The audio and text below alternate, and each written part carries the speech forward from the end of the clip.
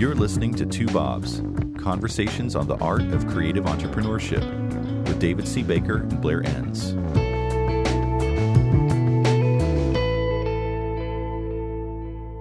Blair, today we are going to do sort of this is going to be a break from the normal. Today we're going to call it Mea Culpa, which is Latin for where we screwed up, right? I think it means something like that. But hold on, you said mea culpa, like there was an extra vowel in there. I always thought it was mea culpa. I just emailed you 2 days ago and asked you to translate something into Latin, and you completely, boy, did you beat Google Translate by a million miles when it came to your Latin translation. So mea culpa. I'm not taking Latin lessons from you. Just trust me on that.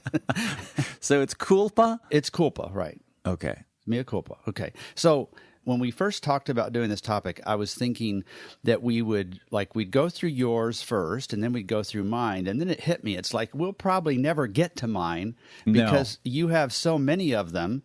And actually, I put a list together. If you struggle with remembering all the places you've been wrong, I can help you with that.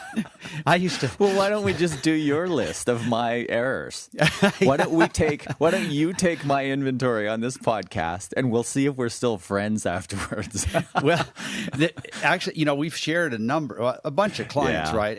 And sometimes your name will come up and I'll usually jokingly, I always say the same thing. It's like, well, I really like Blair's work. It's really impacted me. It's just Blair himself. It's just there's 6 things he's wrong about. And I always say that. I just say there's 6 things. And sometimes people will ask me to explain them. And I never have a list of 6. I just always say there's 6. This is good to know. I need to be prepared to retaliate. Yeah, so be rethinking your notes here. So the idea is, over the last, each of us, a couple of decades, we've been dispensing advice, whether people wanted it or not.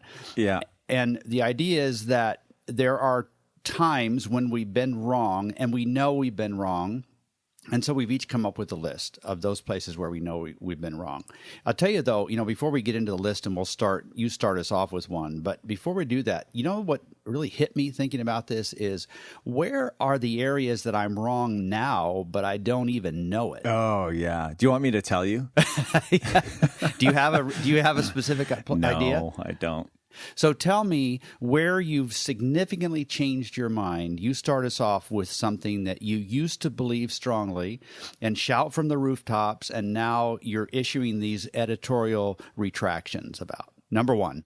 Yeah, I think some of my best blog posts have been like when I publicly confessed to being wrong for many years and having taken a lot of people's money to give them the wrong advice. I don't know why. I take some sort of perverse pleasure in that. Yeah. Okay, I've got a list of just 7 or 8 here, but I think the biggest one is it's everybody's job to sell. You used to say that. I used to say that. Everybody says it. We may have talked about this in another podcast. Yeah. I won't belabor it. But I used to think, well, yeah, of course it's everybody's job to sell. And then I realized one day, I just asked the question, well, what if that wasn't true? And when you start thinking about the question and the answer to that question, if it wasn't true, all these wonderful things would happen. You would free people up. People would be happier. Nobody, people who see themselves as crass people who are told and even believe that, part of being a craftsman is you have to stand up and sell. It's everybody's job to sell. Once you liberate people from that, everybody's happier. You can put people in roles where they do what they love to do. Right. So that's probably the top of my list in terms of when it hit me, I realized this is just such a massive mistake I and so many other people have made over many years. Undoing it and just thinking about that issue differently has just been revelatory to me. That comes up in my work with clients when they ask me, it always comes up in the same way. It's like, how do we design a commission system for everybody? Should we just thank them, or do we give them, a $500 gift certificate, whatever it is? That's how it always comes up. So, okay, so that's the first one. We should do a podcast on that at some point, on compensation and specifically commissions, who gets commissions, et cetera, et cetera. So let's just we should. Okay. Yeah, so that's my first one. What about you? What's first on your list? The first one, and this is clearly the biggest one, and it's particularly embarrassing because I have said it with such gusto so many times. And that's that when a prospective client wants to use you and they want to start out small. And you really want to get into a situation quite deeply at the very outset. What you should do, and this is what I would tell clients, is you should just wait until they're really ready to use you. Don't start out small. Don't start out with a lower price, because everything you do that first time will set the tone, and you'll waste that opportunity rather than just waiting to make the best use of the opportunity down the road. And about 2 years ago, I came to the realization that that is a theoretical construct that makes perfect sense, but it's not the way the world works, in that clients consistently want to try you on a smaller basis, especially the large clients.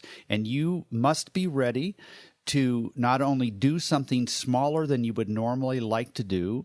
It may not have to be at a reduced price. I don't believe that.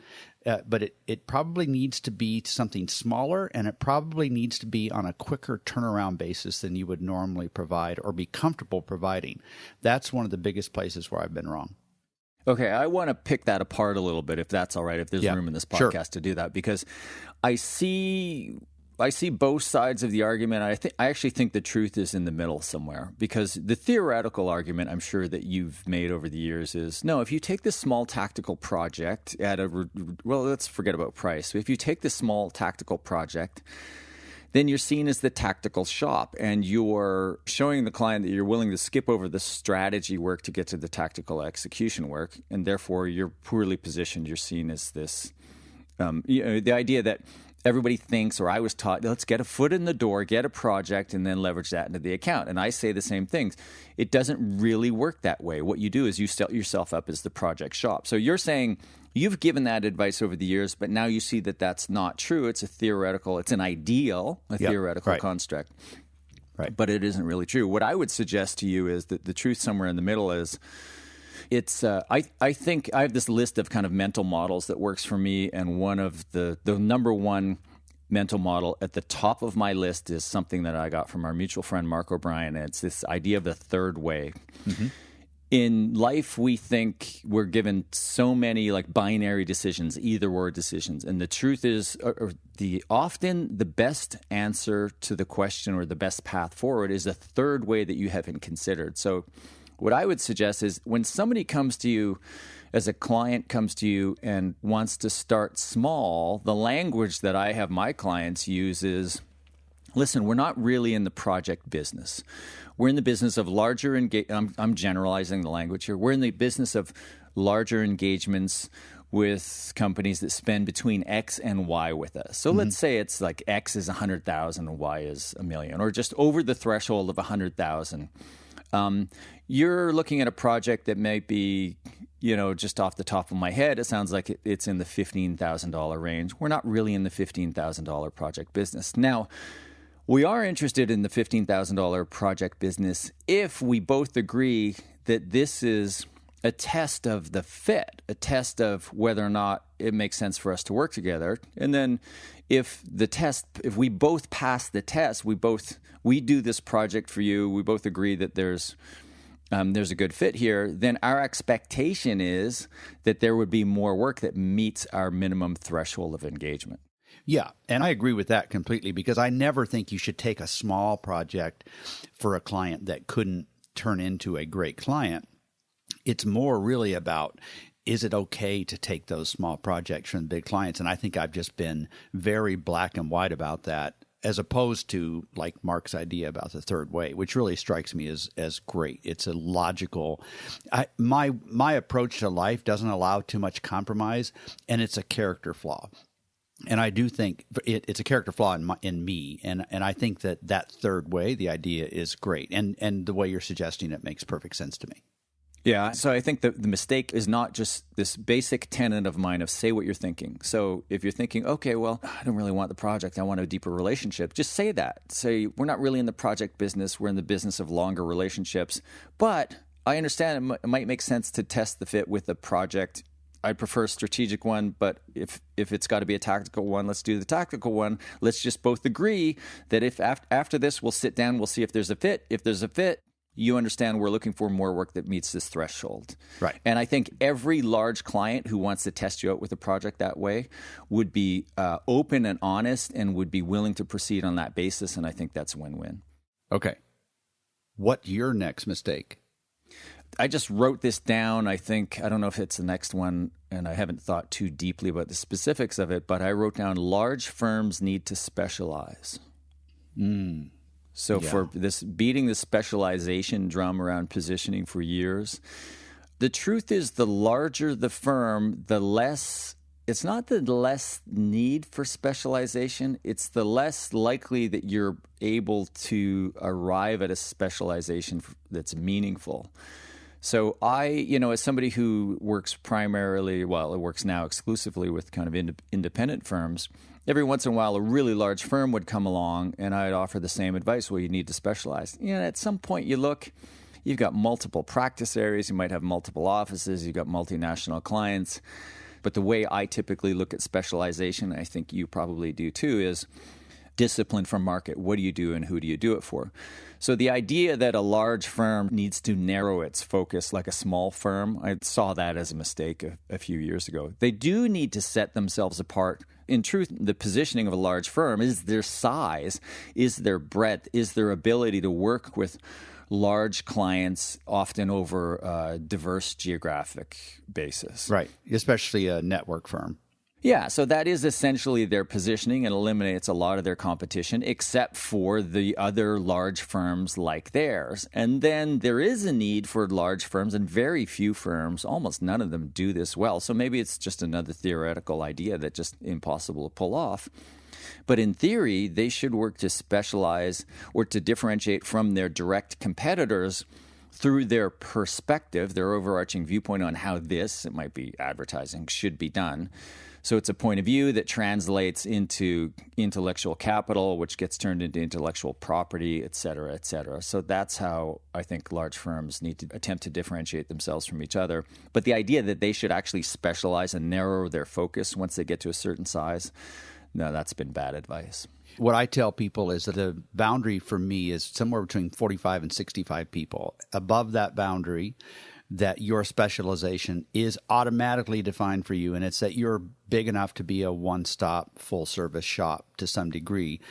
Having said that, the category experience question, which is how big firms define specialization, will always be there. So it's just a matter of rethinking specialization, but that's a good one for sure.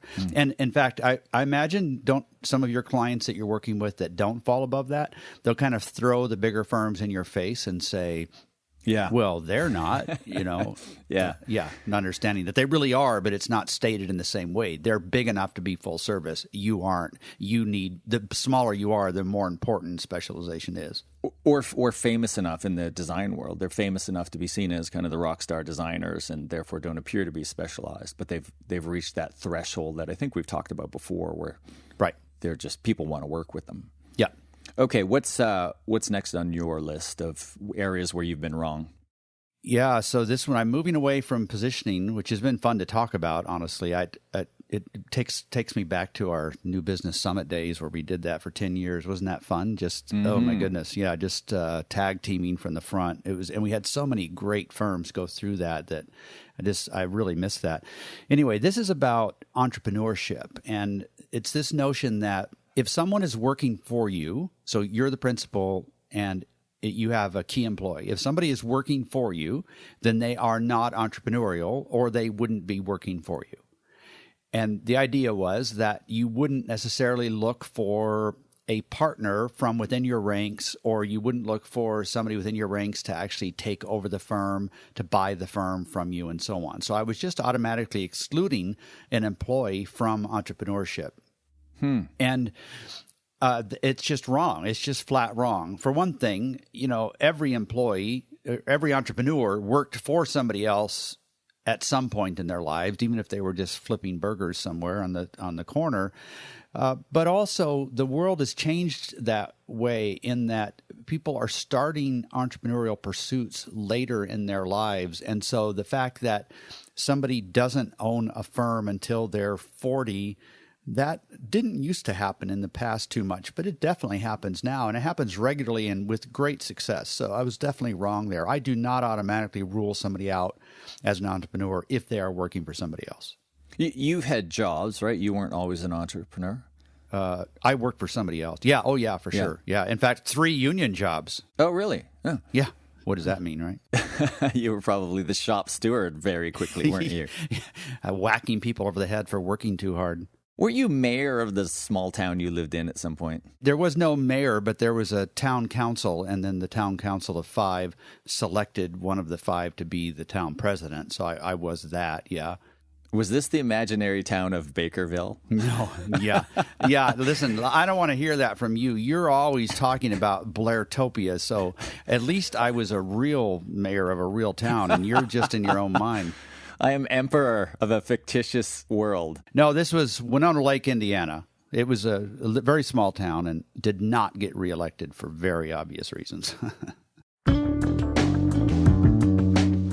You're listening to Two Bobs, conversations on the art of creative entrepreneurship. Your hosts are David C. Baker of Recourses, author, speaker, and advisor to owners of expert firms, and Blair Enns of Win Without Pitching, the sales training and coaching program for creative entrepreneurs. For more information, go to twobobs.com. If you find this podcast helpful, please help us by telling a friend and rating us on iTunes. Thank you. Now back to David and Blair. All right, so what's the next one on your list? This is probably the biggest recent one. Maybe it's 5-6 years old. The solution is more information. Oh, shoot, I have that one on mine too. Do you? Yeah.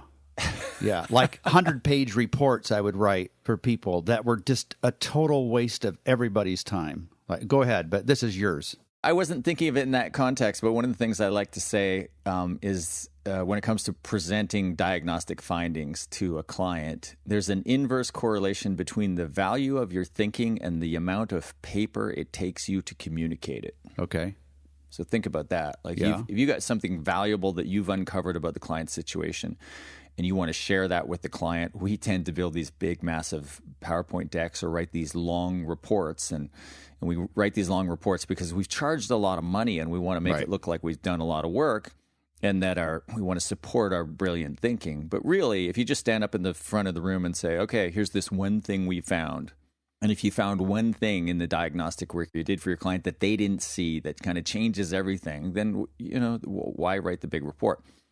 But that's not the context I was talking about. I was talking about in my own training and previously consulting business where I thought, it's everybody's job to sell. Everybody can be taught to sell. They just need more training. And then one day, and I've spoken about this many times in many different scenarios, I was finishing a sales training seminar in Sydney, Australia, and taking questions at the end of the day. And there's a question from a young lady who said, okay, all of this is great. All of the stuff that you've trained us on today is great. My question is, how do I grow the spine? She used another word, male anatomy, to be able to do this. And everybody laughed, and I forget the answer that I gave. But I realized that's the question. That's the question. And I would see if somebody's struggling with sales, well, they just need more information on what to do. The model that I've been working with for a few years now, based on that realization, I spent 2 years thinking about it and then working on it, kind of a different way to approach things, is it's mindset first. So I see these 3 layers. The foundational layer is mindset. It really begins with the conversations that you have with yourself. What are the thoughts in your head about your own value, about your kind of right to be in the room giving advice to that person or standing in front of them as somebody who might sell advice to them or ideas.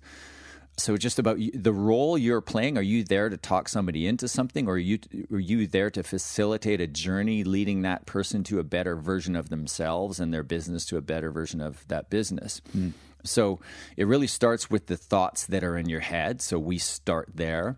And then mindset leads to a pattern of general behavior where I like to point out the spectrum of vendor on one end and expert practitioner on the other end. You want to be behaving like the expert practitioner. So mindset leads to a proper pattern of general overall behavior. And then on top of that, you overlay some specific training, information on, okay, in this situation, client does X, you do Y. And training or more information or more training on what to do in specific situations that is not built on a pattern of expert behavior, that is not built on a foundation of appropriate mindset, is useless. So have you oriented your training programs around that concept, starting with mindset? Yeah, and we just agreed today, we're doing our annual summit for our clients in the program in a few months from now. We just agreed that today on the theme, it's on Jedi mindset. If the Disney lawyers are listening, it's called something else. Medi mindset. Yeah, Medi mindset. Yeah, it's really foundational to what we do and how we teach. And we have a little Jedi mantra that we have people repeat before certain situations to basically get them into a headspace. So yeah, the solution is not more information. And if you, and maybe you want to add to this, but the last point I'll make on it is, you look at people talking about politics today, and you look at people getting into arguments, and they're making the mistake of talking to their, opponent or their friend who's got an opposing viewpoint. And they think of their friend, oh, no, you don't understand. You don't have enough information. But all the studies show that the more information people get, it just helps them to cement their position, even if it's a contrary position. It's just confirmation bias at work. The problem isn't, in that context, lack of information. It's really just worldview and people mistaking worldview as fact. Yeah. Yeah, I mean, like the anti-smoking campaigns, like when will we learn, or the anti-drug campaigns, this is your brain on drugs, like when are we going to learn that stuff is not effective in the traditional way we've always assumed? And I felt that way about my consulting as well, feeling like, oh, what they really need from me is information. And my goodness, I mean, I can give them that in spades, and then I would look back on an engagement, and it didn't make much. I didn't have much impact at all. Rather than just prioritizing a few things and then shaping the advice in a way that they could actually implement it, which meant that each time it had to be different. It had to be different based on who those people were, who my clients were. Yeah, maybe 50% of your value is in here's what to do. Here's what you should do or might do. And 50% of it is in saying, you can do it. Yeah, right. Exactly. You can do it. Or just ignore this other stuff. Or yeah. Okay. What's next on your list? So for me, and this one still really hurts to say, and I've been saying it for a few years because it's been so obvious to me. And that's this notion that great positioning yield success in the marketplace. Yeah. I just have seen so many times when that's not the case, where in partnership with a client, we've fashioned a really great positioning and they aren't making any more money as a result of it. Or we had tried to fashion a great positioning and for some reason we can't land on it or can't agree on it or whatever it is, can't implement it.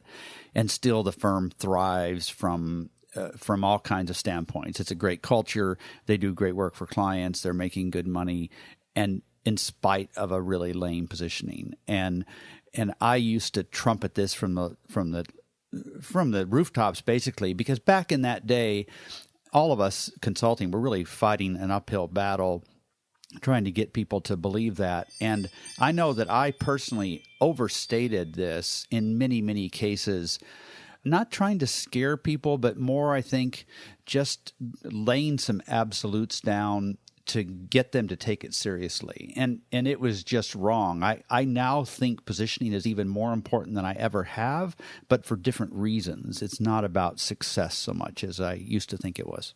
Very quickly, what are the reasons then? Well, it's really about feeling satisfied about the impact that you're having on a client. I call it the getting to know, but know is spelled K-N-O-W, like the satisfaction that comes from knowing a field and sensing that competence when you're speaking with a prospect and they think you have a camera in their office, or or making a presentation in some setting, a boardroom or at a conference or something like that, and just falling in love with competence. To me, that's become a more worthwhile reason to be an expert, because for one thing, a lot of experts are not driven by monetary success. So it seems a little silly to dangle that as the primary carrot in front of people. It's more really about the rewards that come from competence and really helping people. So that's where I've been wrong for sure. Interesting. Yep. All right. What's another one on your list? In the area of price negotiation, there's a long-held tenet that he who speaks first loses. And I've repeated that many, many times and assumed it to be true. And in fact, it's not true. All of the prevailing science in the field of behavioral economics says that it's not true. There's the principle called anchoring, or the full name is anchoring and adjusting. It's related to another principle called priming. You think of the priming effect or priming a pump. The truth is that if you're in a price negotiation and you're waiting for somebody else to say the price, the seller's going to start with a higher price, the buyer is going to start with a lower price. Whoever leads with their price is more likely, on average, to get something closer to their price. So it's a combination of a few different heuristics and cognitive biases that are going on here. Don't you hate to have to go back and redo 7 of your training videos? Oh yeah, and now I just thought of another area where I'm wrong and I didn't write it down. But no, I realized I was wrong in this before I started shooting any training videos 3 or 4 years ago. Yeah. Thank God. But there are many videos that we're still using that have some points that need to be corrected. And a lot of theories around pricing in general have caused me to revisit some of my thoughts on selling. The field of pricing is interesting and value pricing in particular, because you can't really be good at pricing without being good at selling and probably negotiating too. So those 3 things, selling, pricing, and negotiating, work hand in hand. There's more science around pricing than there is around negotiating or selling. I would suggest, I might be wrong, but I suspect that's true. And so once you look into the data on pricing, you realize how it impacts selling. And it's pointed out in a few areas where I've been wrong on the selling front. And failing to lead with a large price, that's a big mistake. So what you want to do in a price negotiation is you want to be the person who puts the price on the table first. And there are various techniques that you can use to kind of foreshadow even larger prices, just drop large numbers. How you frame the investment, how the client might choose to compare the investment versus other things. If you can frame that, that's helpful. But the bottom line is he who speaks first when it comes to pricing is far more likely to win, not he who speaks first loses. Wow. So do we have time for any more? Should we each end with one where we're a little suspicious that something's going to give, but we're not sure what it is yet? Oh, yeah, that's great. Okay, hit me. Okay, so I have this feeling that there are a lot of things I don't know about remote workforces. And I've said the same thing for many, many years, that I don't think it's a good idea except in a few rare circumstances. But I just have this feeling that I don't have a feeling I'm wrong. I have a feeling I don't really understand it yet. And it feels like the marketplace itself hasn't figured that out. And where we end up on this 10 years from now could look very different from where we are now. You have big corporations that are totally against it, big corporations that are really embracing it. I've been against it largely, except in a few cases, and I don't know if I'm right on that front. So I have my antennas up. I'm trying to listen and learn about that one. Interesting. Yeah, I'm not sure. I'm not sure I have strong opinions on that either. It'll be interesting to see where it shakes out, if it shakes out at all. I'll remember to check in with you on that. Well, you've got several people that are remote, so you better listen to that, right? Right. Yeah. They're listening to this podcast right now with their hands on their chairs, like, well, I hope he comes to this conclusion. My own personal experience in the incarnation of this business has been nothing short of fantastic. I have 0 complaints about it. Yeah. Other than I do feel like I do want more FaceTime with those that are remote. Right. Yeah, and that one thing that's different with your folks is that they personally, individually have this history of working remotely successfully. So I think that's part of what's made it work for you. All right, so where are you? Where do you have your antennas up? I think you might have planted this seed with me on this last one, and it's the idea of writing for personas. Did that come from you? Yeah, it was. And I'm writing an article on that right now. So can I just say, I've stolen your idea here, but I think you mentioned it to me in passing a while ago, and I thought about it. I thought, yeah, I've kind of repeated that advice a little bit over the years, but I've never believed it. I think you should write to an audience of one. And I think, so this advice would be to most independent, kind of small to medium-sized firms or businesses of any kind. Once the businesses get larger and your customer base gets a lot larger, the idea of personas might start to make more sense. But I think for most of the businesses and most of the people listening to this podcast, I think the idea of writing for personas unnecessarily broadens out your kind of market and it waters down your message. Mm-hmm. I always say that target is smaller than the market. The target is that at which you aim, and the market is that which you'd be happy to hit. It's like if you play golf, and I don't know if this metaphor works, but you aim for the flag and you're happy to hit the green. So you have a very narrow target. So you're imagining one person when you write, and it's generally speaking, that person is usually the same, not always, but the idea of that you write for this group and then this group, I don't think that's wise advice. I think you'll find this article I'm writing interesting. There's some real math issues around it too, so it should be fun. So this is good. We need to redo this maybe every 6 months, and we come up with a new list of 10 each. I'm kidding. We can retract all of the mistakes that we just made in this one. Maybe. Yeah. Perfect. Okay. We'll talk to you then. Good. Thank you, Blair. Thanks, David.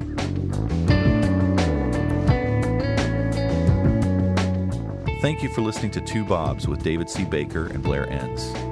Subscribe and learn more at twobobs.com. That's the number 2, BOBS.com.